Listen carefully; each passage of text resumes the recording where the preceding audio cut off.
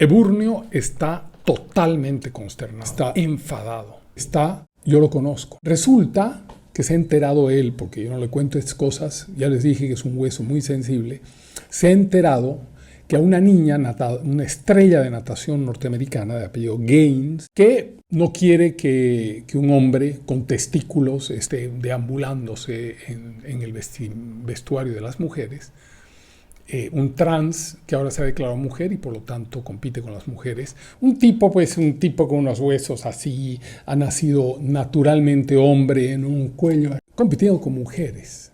Y hay leyes al respecto. O sea, se puede haber llegado a tal grado de idiota. O sea, obviamente que de seguir así Estados Unidos es papa comida para los chinos y los rusos, porque es lo más no serio, más imbécil y más descerebrado del planeta. Como un tipo con unos huesos, una musculatura de hombre, de varón, va a ir a competir en la natación femenina. Bueno, pero lo que más le enoja al camarada Eburnio es que ha sido golpeada. Ella fue normal, como hacen los gringos cosas, ¿no? Fue a una conferencia en la Universidad de San Francisco y ahí que los militantes transgénero la golpearon. Es una cosa tremenda. Yo me solidarizo con ella y por supuesto con la consideración de Eburnio. Soy el seguidor de Eburnio ferviente, soy su militante de Eburnio en esta cruzada para que las cosas tengan la elemental sensatez y no se desplome en la locura que ya tiene leyes. El programa de hoy, aquí tengo mis fichas, me conseguí unas fichas. El programa de hoy, no bien así, tipo norteamericano también, tipo talk show. Se llama Cuba desinstalando a Venezuela y Bolivia.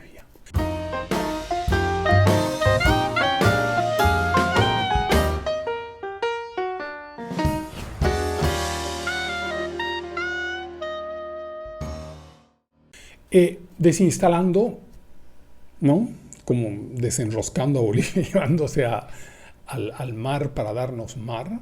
Bueno, son tres hipótesis, trabajo tres hipótesis. La primera es que para instalar un país en el bloque comunista o en el bloque socialista es preciso desinstalarlo del bloque occidental. O sea, tú no puedes agarrar y llevar un país de Occidente que tiene vínculos con Occidente de todo tipo, económicos, culturales, políticos, empresariales, ciudadanos, culturales, educativos, y llevártelo al bloque de Cuba. No se puede. Hay que desinstalarlo, ¿no? Otra hipótesis muy importante es que estos populismos, como los comunismos, fascismos, los comunismos, son modelos militares, no son modelos civiles. Aunque aparezcan civiles como Evo Morales, Hitler también era civil, Mussolini también era civil, ¿no? Lenin era civil, Stalin era civil, era ladrón y era civil, es un ladrón civil. Son modelos, pero son modelos político-militares sobre todo.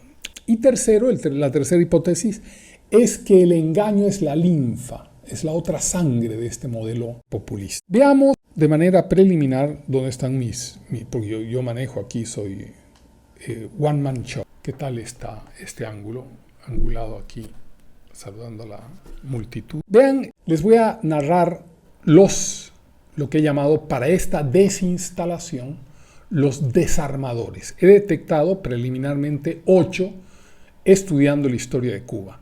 El primer desarmador es la nueva Constitución, que fue en febrero de 1959. El segundo desarmador fue la captura de la superestructura. Entendemos la superestructura en el marxismo, se entiende, no entendemos, pero en el marxismo se entiende la superestructura como todo aquello que no es la economía, o sea, todo aquello que pertenece a la política, a lo jurídico, a la cultura, se llama en el marxismo la superestructura. Como ellos son marxistas, ellos atacan esa superestructura en Cuba, la atacaron y la fueron capturando ejército, policía, sistema judicial, parlamento, etcétera, fueron capturando a través de los años. El tercer desarmador, la reforma agraria de 1959, inicialmente repartió la tierra entre propietarios, entre individuos, pero en la reforma del 63 ya las capturó el Estado porque dijo, no, es mejor que sean las cooperativas. Y habían llegado los soviéticos a Cuba y los soviéticos no solamente habían hecho una constitución inmediatamente después de la revolución, fíjense la similitud, sino que también hicieron una reforma agraria, pero era de colectivización. En el 63 Castro colectiviza la tierra, colectiviza en el sentido de que la vuelve cooperativas del Estado. Quinto desarmador, me he perdido aquí con mis notas. Cuarto desarmador, nacionalización de empresas norteamericanas en 1960. Vean que hay una continuidad del año febrero del 59, va yendo las medidas correlativas. Nacionalización de empresas norteamericanas. El quinto desarmador es el rompimiento diplomático con Estados Unidos. Y en ese momento, cuando rompe diplomáticamente con Estados Unidos en 1960, Castro también delimita su territorio ideológico y se declara marxista-leninista. No tengo nada que ver con Occidente, ahora yo soy del otro bloque. Me declaro marxista-leninista, soy del bloque del Este, con la Unión Soviética y todos los del bloque del Este. En el quinto desarmador, yo con los números estoy medio perdido, el sexto desarmador que propone Castro nos está llamando el corte. Vamos al corte. Salut, eburnio, morituri te salutant. Así decían los gladiadores cuando iban en la arena a morir, lo saludaban al César. Salve César, morituri te salutant. Bueno, el sexto desarmador, la inseguridad social. Resulta que la inseguridad social ha sido generada como política de Estado. No solamente era una casualidad que el comunismo, a partir de un determinado momento, el socialismo del siglo XXI, se generaran crímenes, cortes de luz o de agua. No, eran efectivamente políticas de Estado que comienzan en Cuba a partir del año 65, para ablandar a la sociedad, para quebrar la resistencia psicológica de la sociedad. A uno le parecerá un horror, pero no es lo que a uno le parece. Esto es un proyecto militar, lo dijimos en la hipótesis 2. Y como proyecto militar tú vas a desmoralizar al enemigo, ¿no? Vas a usar, porque eres un canalla, obviamente, un mal tipo, vas a usar aquello que sea necesario para esta guerra. Bien, tenemos el séptimo desarmador, la expulsión de los inconformes. La expulsión de los inconformes empezó en 1965 en Cuba. Castro sintió mucha presión de la oposición por la sovietización, por la conversión al comunismo que estaba produciéndose en la sociedad, y decidió autorizar los vuelos de la libertad, que eran unos vuelos que organizaba Estados Unidos con el fin de sacar cubanos. Y salieron un montón, en 3 años siguientes salieron como 100,000 personas de Cuba.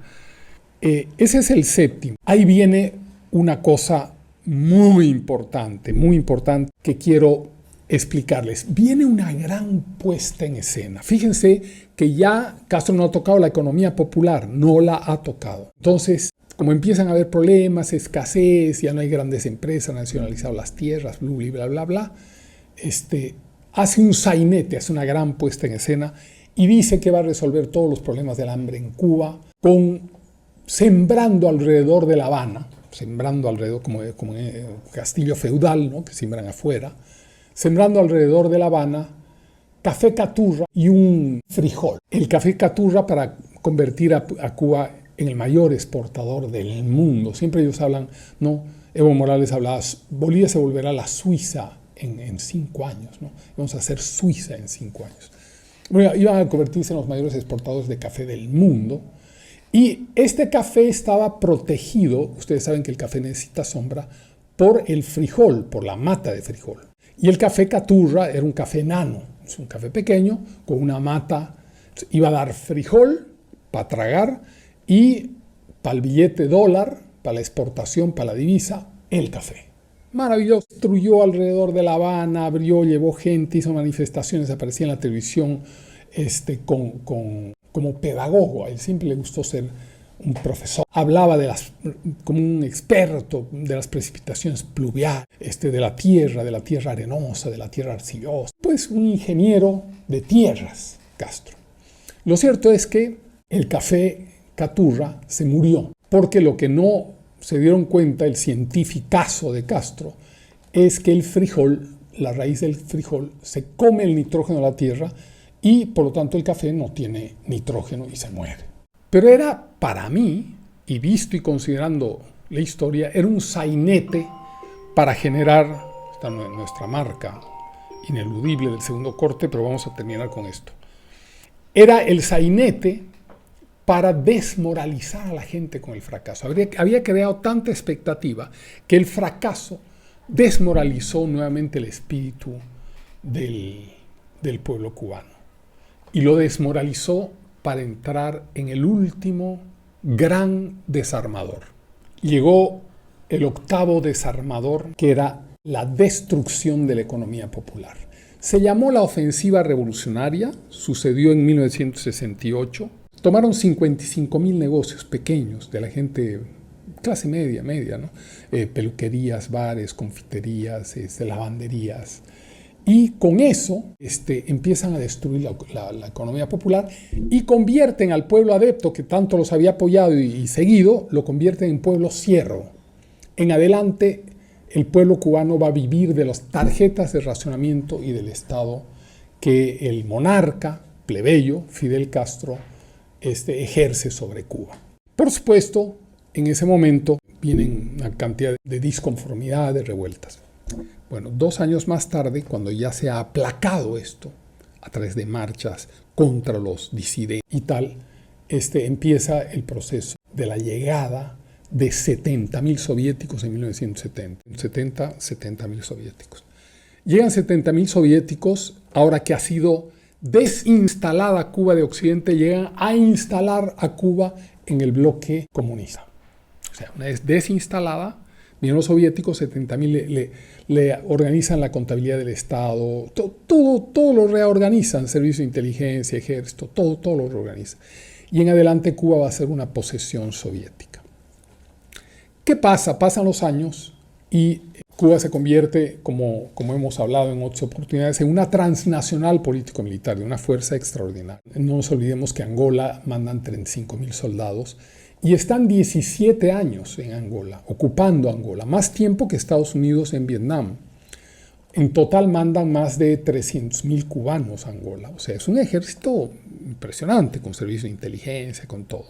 Cuando se va a la Unión Soviética y Castro se queda solo, es el momento en que pone a actuar ese poderío militar y cambia de una guerra convencional de armas de fuego a una guerra de baja intensidad con movimientos sociales, infiltración y propaganda, que es con esa guerra que captura Venezuela. Ahora, lo que quería, fuera de la literatura y decir, sí, captura Venezuela, quisiera que veamos en una tabla comparativa cómo los mismos desinstaladores que se aplicaron en Cuba, que los soviéticos aplicaron en Cuba, aplica Cuba, Venezuela y Bolivia para desinstalar a esas sociedades de Occidente. En Venezuela, en 1999 gana Chávez y lo primero que hace es, como Castro, la nueva constitución. En Bolivia subirá Evo Morales, patrocinado también por Cuba, y el 2009 batallará 3 años, pero hará la nueva constitución. El segundo desarmador, la captura de la superestructura, en Venezuela pasa exactamente en la misma línea de Cuba. O sea, es como si les hubieran entregado una bitácora y la fueron cumpliendo al pie de la letra. Porque a partir de que toma el poder Chávez empieza la desinstalación de la policía, del ejército, del sistema judicial, del parlamento, etcétera, etcétera, de los sindicatos, etcétera, ¿no? Lo mismo pasa en Bolivia. El tercer desarmador, la reforma agraria. Como decía un primo de mi mujer, Lemi Teliu, déjenme decirles que en Venezuela ya estaba hecha la ley de reforma agraria en 1960. Y en Bolivia ya estaba hecha la reforma agraria en 1950, a partir de 1953. Pero ambos, Chávez y Evo Morales, tienen la necesidad de cumplir con la bitácora cubana. Entonces Chávez encuentra una ley contra el latifundio. Como ya está hecha la reforma agraria, va a atacar al latifundio. Y en medio de atacar al latifundio expropia a un pobre hombre de 200 hectáreas de propiedad que se llama Franklin Brito, que hace una huelga de hambre y es tan valiente este hombre que muere en la huelga de hambre, protestando por su pequeño pedazo de tierra. 200 hectáreas tampoco es una barbaridad como para que se considere un latifundio. Y en el caso boliviano, Evo Morales, claro, no puede encontrar latifundios porque no hay verdaderamente unos latifundios, salvo que son de empresas brasileras y argentinas con las que no quería meterse, pero encuentra pues en el Chaco boliviano un gringuito, papita para lorito, para la propaganda de Evista. 15.000 hectáreas tenía en el Chaco, que es desierto, ¿no? El Chaco boliviano. Y encuentra que el gringuito tenía esta propiedad, se la nacionaliza argumentando que esclavizaba al pueblo indígena guaraní. O sea, mejor ni en Buenos Aires. El cuarto desarmador, las nacionalizaciones norteamericanas. Efectivamente, Chávez nacionaliza la ConocoPhillips, etcétera, etcétera. Evo Morales, como no hay empresas norteamericanas en Bolivia en aquel momento, nacionaliza la DEA, que es la principal enemiga de los cocaleros, por el asunto del narcotráfico. Y Evo Morales era el líder de los cocaleros. Y para escalar a ser un gobierno delincuencial, como son hoy muchos de América Latina, con el narcotráfico tan poderoso, consigue expulsar a la DEA y a USAID. Bueno, y además nacionaliza empresas europeas, etc. Oye, y en la misma bitácora, en la misma exacta bitácora de sucesión cronológica, Chávez declara: soy marxista, socialista y bolivariano, y cristiano, Chávez. Y Evo Morales, por supuesto, más no cabeza hueca, ese no estudia marxismo en su vida, solamente la peluca es para cubrir el poco cerebro que tiene. Se declara marxista, leninista, comunista y socialista, o sea, todo. O sea, si podría ser gramsciano, si hubiera sabido la palabra, se declara. Momento en que entra el sexto desarmador, la inseguridad social. En Venezuela, a partir del 2006, con la elección de la otra elección de Chávez, empieza la inseguridad social a crecer. En Bolivia empieza a crecer la inseguridad social, empiezan los robos, como siempre política de Estado. Y no puedo dejar pasar esto. Vienen, al igual que el cordón de La Habana, vienen las promesas de solucionar el hambre. Chávez promete, hace todo un sainete, como es parte de la coreografía, de la bitácora de ellos, del modelo. Hace una coreografía y tal, y promete que va a traer 150.000 toneladas de comida, porque ya empiezan los problemas en Venezuela de desabastecimiento. Por supuesto que todo el mundo está fascinado, el pueblo y tal, y efectivamente van a traer los 150.000 toneladas de comida que nunca llegan al pueblo venezolano y aparecen botados en containers en cualquier lado, en cualquier playa, en cualquier lugar, y cuando los abren está el pollo podrido, la carne con gusanos. Es una cosa horrenda lo que pasa en ese momento cuando él promete, como el cordón de La Habana, solucionar el hambre en Venezuela. Y es ahí que viene el séptimo desarmador, la expulsión de los inconformes, de los disidentes. Empiezan los apresamientos, empiezan a apresar a Baduel, a una serie de gente. En Bolivia también empiezan a apresar y a exilar a los gobernadores, apresan a... O sea, la bitácora se sigue de una manera correlativa. Ni siquiera pasaremos el desarmador 5 al 8, no. Después de la expulsión de los inconformes llega el momento del octavo desarmador, que es el ataque a la economía popular. A partir del 2006, Chávez empieza un ataque frontal contra la economía popular, pero no se puede nacionalizar como en Cuba, no se puede nacionalizar las pequeñas empresas, porque en Venezuela había no 55.000 como en Cuba, sino 1 millón. Entonces lo que hacen es el perverso Plan Bolívar de la alimentación. Y con ese plan lo que hacen es tomar el monopolio de las semillas, que nunca traen, controlar la distribución de alimentos, nacionalizan supermercados y mercados, empiezan a armar para que no haya comida en Venezuela. Eso fue un armado político-militar de esta gente. En Bolivia todavía Evo Morales no pudo implementar la destrucción de la economía popular. La está implementando ahora su sucesor, Arce, En Bolivia no hay dólares, se han acabado. Había en Bolivia unas reservas inmensas y ahora ya no hay.